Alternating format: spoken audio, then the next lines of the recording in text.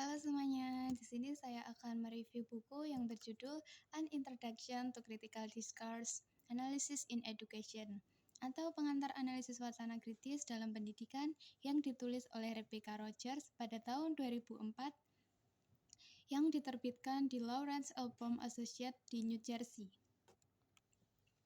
Buku ini membahas tentang wacana kritis atau Critical Discourse Analysis (CDA) dalam konteks pendidikan. Buku ini dimulai dengan pengenalan terhadap teori wacana dan pembahasan tentang hubungan antara bahasa dan kekuasaan. Menurutnya, wacana bukan sekedar teks atau ucapan yang dihasilkan individu, melainkan juga sebuah arena sosial di mana kekuasaan, ideologi, dan identitas diproduksi dan dipertahankan. Buku ini juga mengutip dari pemikiran tokoh terkemuka seperti Michel Falcon, Norman Fairlock, dan Ton van Dijk yang memiliki kontribusi besar terhadap perkembangan analisis wacana kritis. Buku ini menggabungkan teori analisis wacana pendidikan, wacana dengan aplikasinya dalam dunia pendidikan, serta menjelaskan berbagai metode dalam analisis wacana kritis.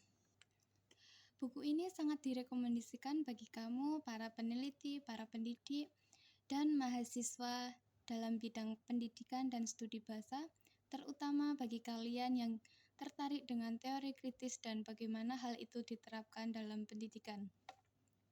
Buku ini menurut saya ratingnya 8/10 dengan kelebihan buku yaitu disusun dengan sistematis. Kedua, pendekatan teoritis yang mendalam dan aksesibel.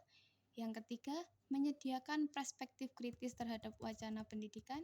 Yang ketiga, buku ini sangat relevan karena memberi pembaca cara untuk menganalisis wacana di dalam konteks yang nyata. Yang keempat, buku ini mendorong pembaca untuk lebih sadar akan bagaimana sistem pendidikan yang sering mereproduksi ketidakadilan sosial, baik melalui kebijakan maupun praktik sehari-hari. Kekurangan dari buku ini ialah keterbatasan dalam contoh praktis dan pendekatan yang terlalu teoritis bagi beberapa pembaca. Kesimpulan dari buku ini ialah wacana dalam pendidikan berperan dalam membentuk dan memperkuat struktur sosial dan kekuasaan yang ada. Meskipun ada beberapa keterbatasan dalam hal contoh praktis, buku ini tetap menjadi bacaan yang penting bagi siapa saja yang ingin memahami lebih dalam peran bahasa dalam pendidikan dan bagaimana analisis wacana kritis dapat digunakan untuk mendorong perubahan sosial yang lebih adil.